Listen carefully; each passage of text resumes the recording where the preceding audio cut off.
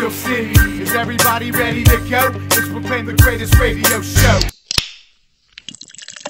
Welcome, fans, to another episode of The Spread. I'm your host, Jim Sella, in studio with J Dash. We got our fantasy football sleepers, situational starters, and deep sleepers coming up for you. But not in that order, obviously. No. Well, just trying to mix it up a little bit. But as usual, we're going to start with waiver claims. Waivers. I got 2 running backs, 2 receivers, and a tight end here. Now the running backs, the first one, Ronnie Hillman from the Denver Broncos. He's still available in more than half the leagues. And he's outperformed C.J. Anderson to this point and should see more touches than Anderson moving forward as well. He scored each of the past 2 weeks, including a 72-yard touchdown run last week. And he faces Oakland this week, which isn't the best defense in the world. And I expect Denver to be able to run the ball very well in this game. And Anderson, he might play pretty well in this game as well. But I think Ronnie Hillman's going to see the majority of touches, and he's going to have a good game here. The other guy, Duke Johnson from the Cleveland Browns. He's available in about 70% of the league still. Now, he only had 8 carries last week for 31 yards, but he also had 9 receptions for 85 yards and a touchdown at San Diego. And in week 3 versus Oakland, he had 6 receptions too. So they're using this guy in the passing game a ton right now. Isaiah Crowell, he may be the starting back still, but he's not the guy that's used in the passing game like Duke Johnson is here. And they go against Baltimore this week, so it's going to be tough to run against them. So you may see Duke Johnson in the game more often than not because they're going to be passing to try to move the ball down the field. Just go back to Hillman real quick. What happened with Denver's backfield all these years? Why can they never have the same back? Yeah, it just doesn't work out for him. Even last Terrell year. Davis, when he was beast, what was it, 3 years maybe? 5 maybe. I don't even know if it was that many in a row. I think he was beast 3 and then good 2 maybe.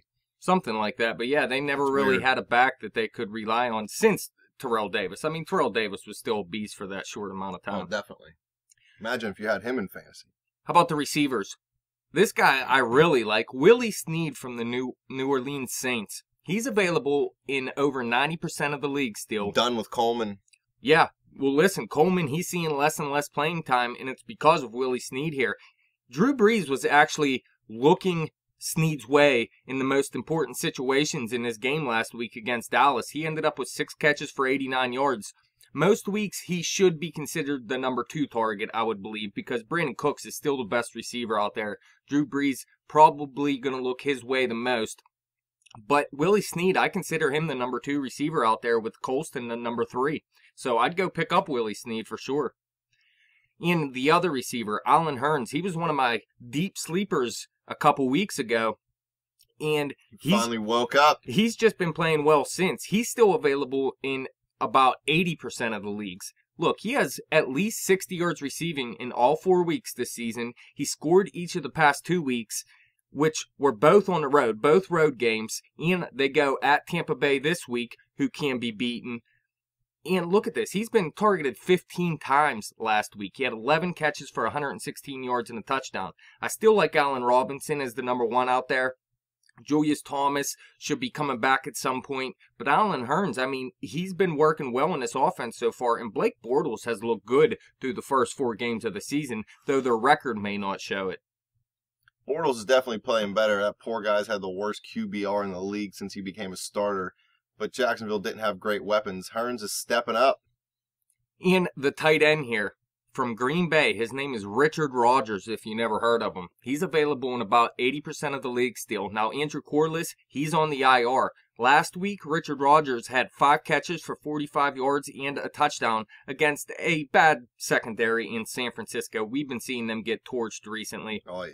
On the season, Rodgers has 2 touchdowns and a 2-point conversion. So I'm not going to go out and say this guy needs to be starting every week or anything. But tight ends are hard to come by for some teams. And Richard Rodgers has been being used in that offense out there in Green Bay.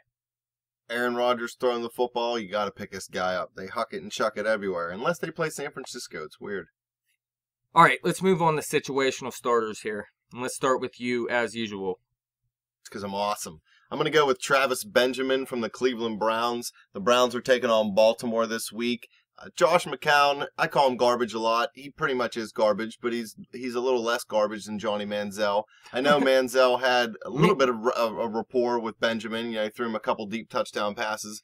But McCown gives him more consistency in the passing game. He gives Benjamin a chance at more consistent targets week to week, not just big plays giving him all the points. So I like him actually better with McCown in the long run than with Manziel. Yeah, I like him better with McCown too. But I will say McCown 0-3, Johnny Manziel 1-0. But Baltimore's defense, they've let up the second most fantasy points to wide receivers this season. And there isn't a lot out there for McCown at this point to throw to. And Travis Benjamin has been his go-to guy. Look, he has 20 targets over the past 2 games with McCown at quarterback, 4 TDs this season, and he has 4 straight double-digit fantasy performances in PPR. I was just going to say, he's on my bench, and I'm pretty sure he's giving me double-digit points each time. Please believe. So Benjamin's getting it done right now. I'm going to go with Ruben Randall from the New York Giants. Easy's favorite player. Yeah, he's been pretty good over the past 2 weeks. He scored both weeks, and he has 10 catches for 147 yards, including those 2 TDs over the past 2 weeks. We heard Victor Cruz, he had a setback, so he's going to be done for a while. So it looks like Ruben Randall is going to be the number 2 option for the foreseeable future out there. And he has a great matchup this week, going up against that defense we said that's been getting torched in San Francisco. They led up the 9th most points to fantasy wide receivers this season. I see Randall having another good week. Yeah, if you need a wide receiver 3, a flex, or you have somebody on a bye, Cruz, even if he comes back, he's never going to be the same player. By that time, Randall will be so entrenched at the number 2 spot. He's got enough talent. So he's a guy, if you got him on your team, I wouldn't cut him. Even if he has a bad week, you know, we're not saying this guy's a beast 1 or 2, but he could definitely give you a good game, especially this week.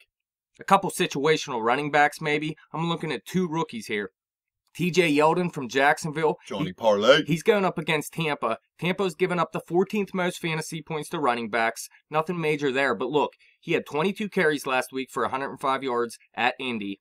And he had 20 or more carries in 2 of the 4 games this season. The games that he did have 20 or more carries were games that they were able to stay in the game. And it was versus Miami, who they were able to beat, and then Indianapolis as well, who I just mentioned. And then he has 23 combined carries versus Carolina and New England, teams that they really weren't able to stay in the game against. Now, against Tampa Bay, I really think Jacksonville should be able to stay in this game. So I see TJ Yeldon getting a lot of carries in this game and maybe finding the end zone once in this game.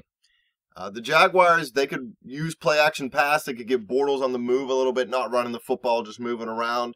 Yeldon's got the talent. They didn't take him in the 2nd round for nothing. Running backs, sometimes they take, a couple weeks to get going. And he looks like he's pretty comfortable in the offense, and they're really going to rely on him. He had a good week last week. The other running back, Matt Jones from Washington, he's going into Atlanta this week. Now, Atlanta has given up the most fantasy points to running backs this season. Matt Jones, he's actually had 2 straight down weeks after blowing up in week 2 when he played St. Louis. You remember, he had 2 touchdowns, 123 yards rushing. Now, he has been splitting time with Alfred Morris up until last game, really. They didn't get their run game going last week until in the 4th quarter when Alfred Morris broke a couple long runs. But I think it's going to be a lot easier for them to run this week against Atlanta, and I think they will get their run game going against them. The only question is, how long can they stay in that game? Because we've seen Atlanta's offense has blown up this year. And if they take a big early lead, it's going to be tough for Washington to keep running in that game. But I would still play Matt Jones. I think he is a good play this week. I think there will be enough time for him and Alfred Morris to have good games. The Falcons are a quick strike offense too, so you know they're going to be scoring points in bunches or going 3 and out. So Jones is going to get a lot of chances with Washington to get on the field. All right, let's move on to sleepers here. Who's your sleeper? I'm going to go with Eddie Royal for the Bears. Again. I've been just predicting this guy to bust it out all year. He's got to do it one of these times, and I can pretend like I'm a genius. But he's going up against Kansas City. They've given up the most fantasy points to wide receivers this year. Alshon Jeffrey, he's hurt. Cutler, I hate you so much, but you're going to throw the football to somebody. Eddie Royal can get deep. He might get a big play here or there. I'm grasping at straws here, but Eddie Royal. Well, not necessarily grasping at straws. Like you said, KC has been bad against wide receivers this season. Elshon Jeffrey, he's been banged up, but he is expected back this week. They still got Martellus Bennett out there, that Marquise Wilson. But look, Eddie Royal had 10 targets last week versus Oakland. He came up with 7 catches for 54 yards and a touchdown. And the Bears offense, including Jay Cutler, looked a little bit better last week against Oakland. They came out with a win. So even though that Elshon Jeffrey is back, and it could take away from some of the targets, I think there's enough to go around in this game where pretty much every Chicago receiver should have at least a decent game. If Cutler doesn't girl out again. I'm going to go with Atlanta wide receiver Leonard Hankerson versus Washington. Now, Washington can stop the run with the best of them, but they've letting up the 11th most points to fantasy wide receivers this season.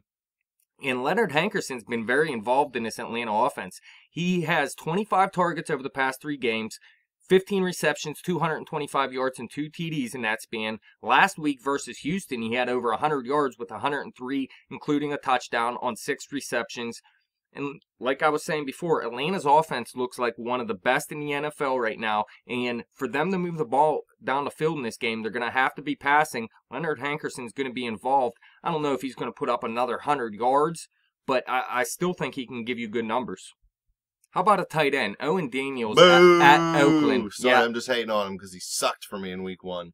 Yeah, well, look, really, he hasn't had more than 28 yards receiving in any game this year, but he does have 19 targets over his past 3 games, and he scored each of the past 2 weeks with 14 targets in that span. And look, Oakland has given up the most fantasy points to tight ends this season, so I see Owen Daniels scoring for a 3rd straight week and getting more than 28 yards receiving. I think he's going to have a season high in yards this 29? week. How about a quarterback, Blake Bortles at Tampa Bay? Easy. We were talking about TJ Yeldon. Well, he had a decent week last week. Look, over the past 3 weeks, he's had at least 242 yards passing in each of those weeks, and he has 5 TDs and just 1 pick in that span. And look, he's had at least 33 attempts in all 4 weeks this season. Last week, 50 attempts, and almost got to 300 yards. Had 298 with the TD at Indy. Tampa Bay, they're average at best against quarterbacks this season, letting up the 12th most fantasy points to quarterbacks. I think Blake Bortles, he's looked pretty good this season, and he's going to keep it going this week. Him and Bridgewater were my favorite 2 quarterbacks coming out of that class. All right, let's move on to deep sleepers here. I'm going to go with Dorial Green Beckham for the Tennessee Titans. They're going up against Buffalo. Yeah, you can call me crazy because Buffalo's defense is great, but the Bills have given up the 3rd most fantasy points to wide receivers this season. They stop the run, they force you to throw, so the other team throws a lot. So it's not saying their defense is bad, but in terms of fantasy, they're going to give up the yards, they're going to give up the touchdowns, mostly in the passing game, because they don't allow you to move anywhere on the ground. Beckham, he's been average to solid, I guess I would say, for a rookie for this season. I mean, rookie wide receivers don't generally bust onto the scene and do great things right away, but I think this is a week he could break out. He might actually be able to get 2 touchdowns this week from Mariota. Well, look, he did nothing the first week. You got to remember, he was injured early in camp and whatever, and he came into the season lower on the depth chart because of it. And look, over the past 2 weeks, he did score both weeks, but he also didn't have more than 22 yards receiving in any of those games, and just 3 receptions over those 2 games. But he has been more involved in the offense each week.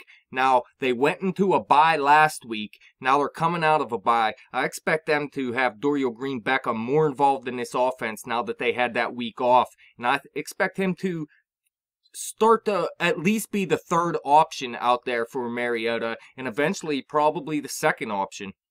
Did you know he was arrested for unpaid traffic tickets? I did see that, yeah. Dude, come on, man. But listen, You're the coaches said he's not draft going to... pick, dude. Pay your tickets. The coaches said he's not going to face any discipline. Yeah, I or just anything, think it's so hilarious. It's all good there. Why is it that rich people never pay their tickets, but if me or you get one, man, we got to pay that?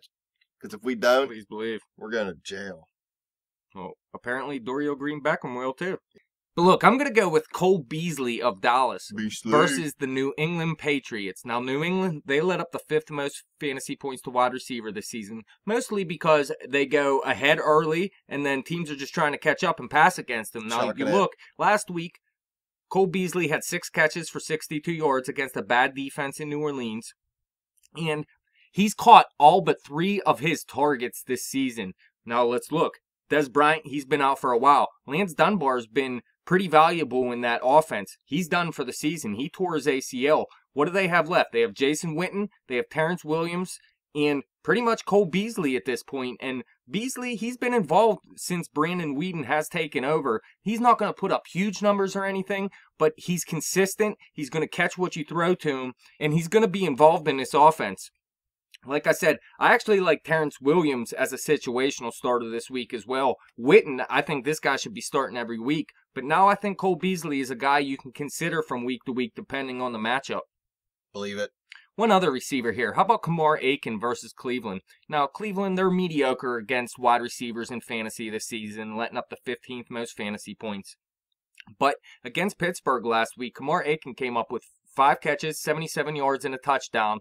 That was with Steve Smith out for most of the game. Now, I'm hearing Steve Smith could play this week, which is ridiculous. Broken back, dude's going to play. Yeah, for real. Now, Campanaro, he is out with a back injury as well. Crocker Gilmore, he's not healthy right now. Rookie Brashad Perryman, he had a setback in his recovery. Max Williams, their rookie tight end, he really hasn't been targeted much by Flacco thus far. They did go out and trade for Chris Givens from St. Louis to get another receiver in here because they're hurting in the passing game right now.